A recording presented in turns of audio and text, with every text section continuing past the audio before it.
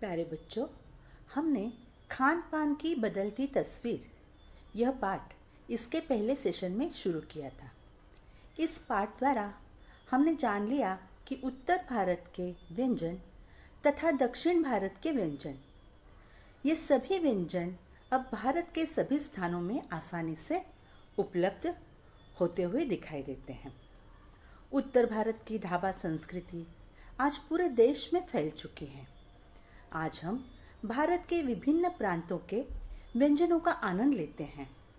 यहाँ तक कि बर्गर, नूडल्स, पिज़्ज़ा जैसे व्यंजन सभी को परिचित हैं।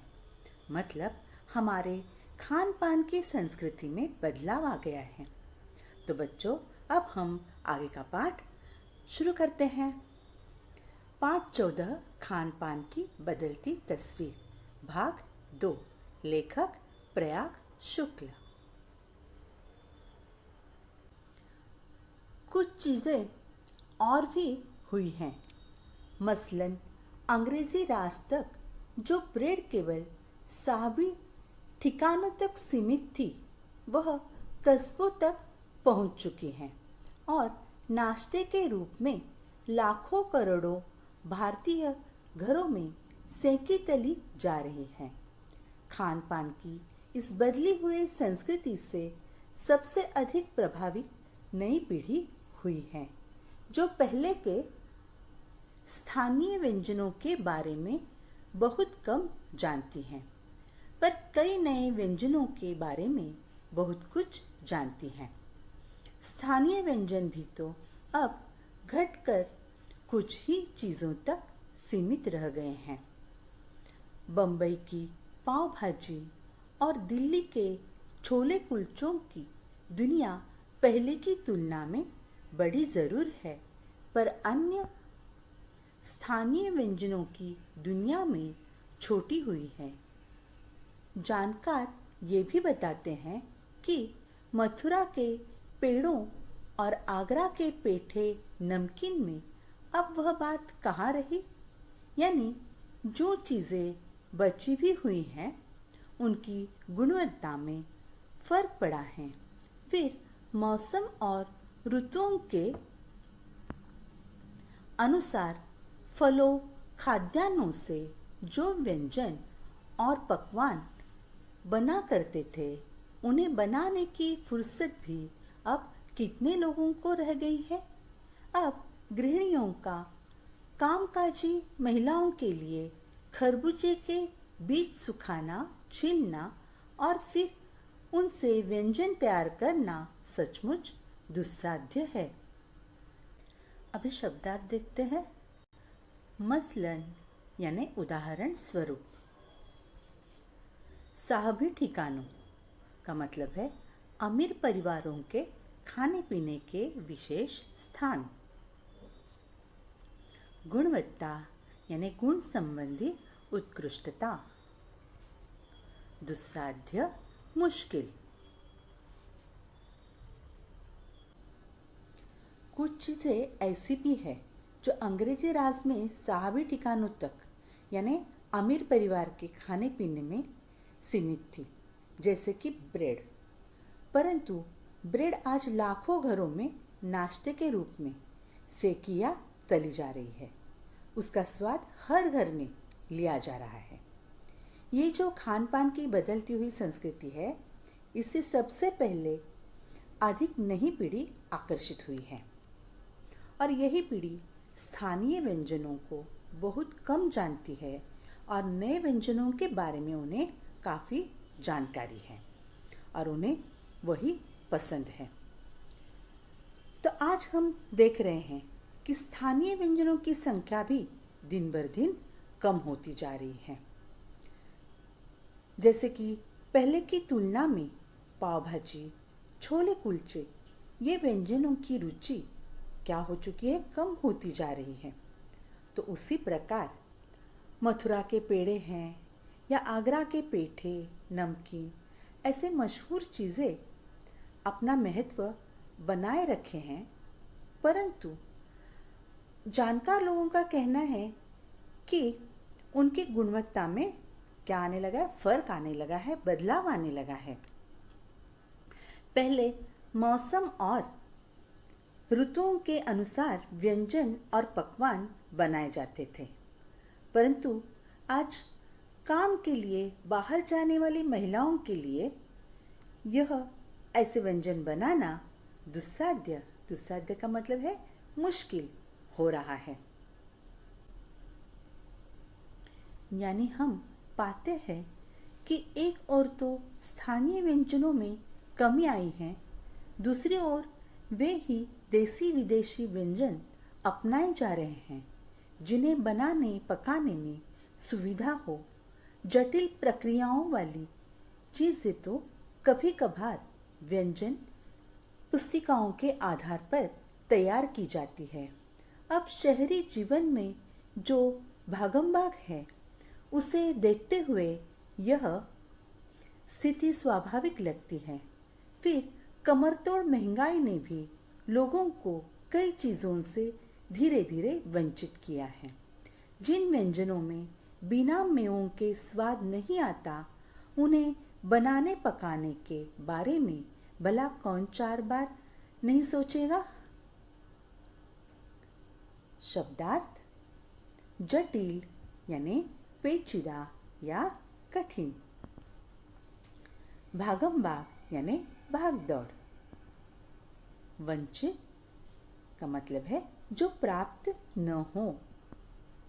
यहाँ पर एक मुहावरा है, कमरतोड़ महंगाई, उसका अर्थ है बहुत अधिक महंगाई। यानी आज हम देखते हैं कि स्थानीय व्यंजनों में दिन बर दिन कमी आ गई है।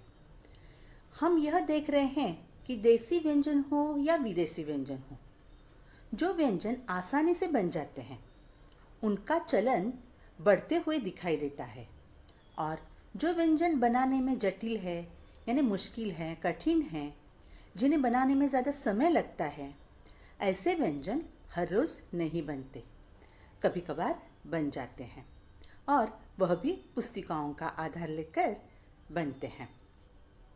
आज हम देख रहे हैं कि हमारे शहरी जीवन में ज़्यादा भाग दौड़ी होती है, लोगों के पास वक्त की कमी है, इसलिए आसानी से बनने वाली चीज़ें लोग अपना रहे हैं। साथ में कमरतोड़ महंगाई, अभी यह एक मुहावरा है, उसका अर्थ है बहुत अधिक महंगाई। वाक्य बनाते हैं, कमरतोड़ महंगाई के कारण गरीबों को एक वक्त का खाना मिलना भी मुश्किल होता है। क्या कमरतोड़ महंगाई के कारण गरीबों को एक वक्त का खाना मिलना भी मुश्किल होता है? तो अधिक महंगाई के कारण लोग कई चीज़ों से वंचित है, यानी उन्हें चाहिए तभी वह चीज़ प्राप्त नहीं होती। महंगाई के कारण मेवन से बने व्यंजन खाना हर व्यक्ति के लिए संभव नहीं है, इसलिए उन्हें बार बार ऐसे व्यंजन पकाते समय हर वक्त सोचना पड़ता है।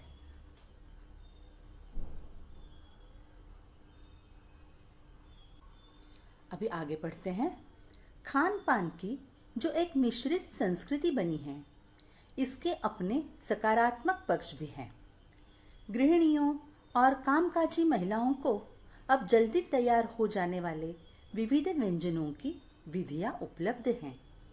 नई पीढ़ी को देश विदेश के व्यंजनों को जानने का सुयोग मिला है, भले ही किन्हीं कारणों से और किन्हीं खास रूपों में, क्योंकि यह भी एक सच्चाई है कि ये विविध व्यंजन इन्हें निखालिस रूप में उपलब्ध नहीं हैं।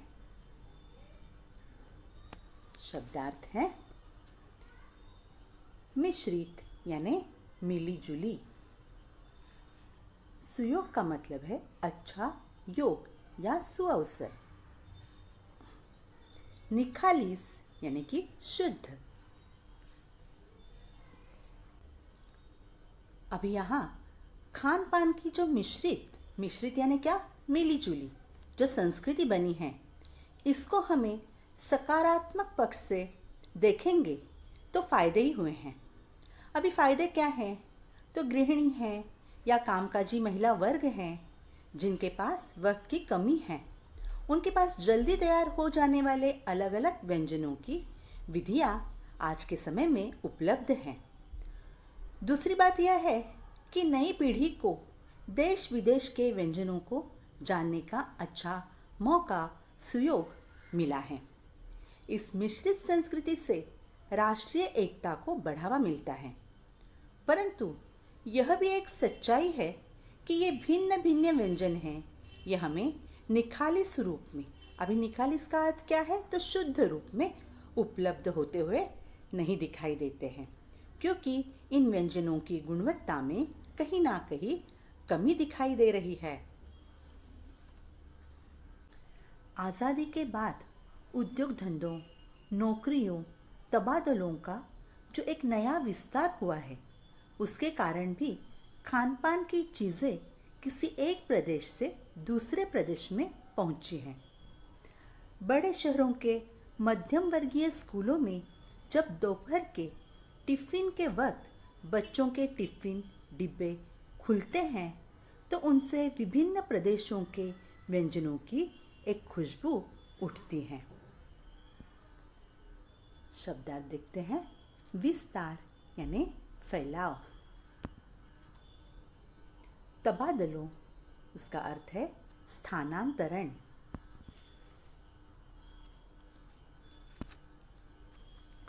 तो अभी आज़ादी के बाद, अपना देश स्वतंत्र होने के बाद क्या हुआ कि अलग अलग प्रदेशों के लोग कामकाज के लिए, नौकरी धंधे के लिए एक प्रदेश से दूसरे प्रदेश जाने लगे, जो एक नया विस्तार हुआ, मतलब फैलाव हो गया। अभी यहाँ तबादलो शब्द आया हुआ है, तो इसका अर्थ है स्थानांतरण, यानी नौकरी दौरान कर्मचारियों को एक स्थान से दूसरे स्थान पर नियुक्त किया जाता था और इसके कारण खान पान की चीज़ें एक प्रदेश से दूसरे प्रदेशों में पहुंच गई। लोग एक दूसरे के खान पान का स्वाद लेने लगे। तो आज हम देखते हैं कि बड़े शहरों के मध्यम वर्गीय पाठशालाओं में मध्यावकाश में जब बच्चे खाने के लिए टिफ़िन यानी डिब्बे खोलते हैं, तब उनसे भिन्न भिन्न प्रदेशों के व्यंजनों की खुशबू उठती है। तो इससे यही स्पष्ट होता है कि हर घर में अलग अलग प्रदेशों के अलग अलग व्यंजन बनाए जा रहे हैं। तो हमें पता चल रहा है कि खान पान में दिन बर दिन बदलाव आ रहा है और स्थानीय व्यंजनों के साथ दूसरे खाद्य पदार्थों को भी लोग अपना रहे हैं। तो बच्चों, आज हमने जितना पाठ पढ़ लिया यह आपको समझ में आया होगा। धन्यवाद।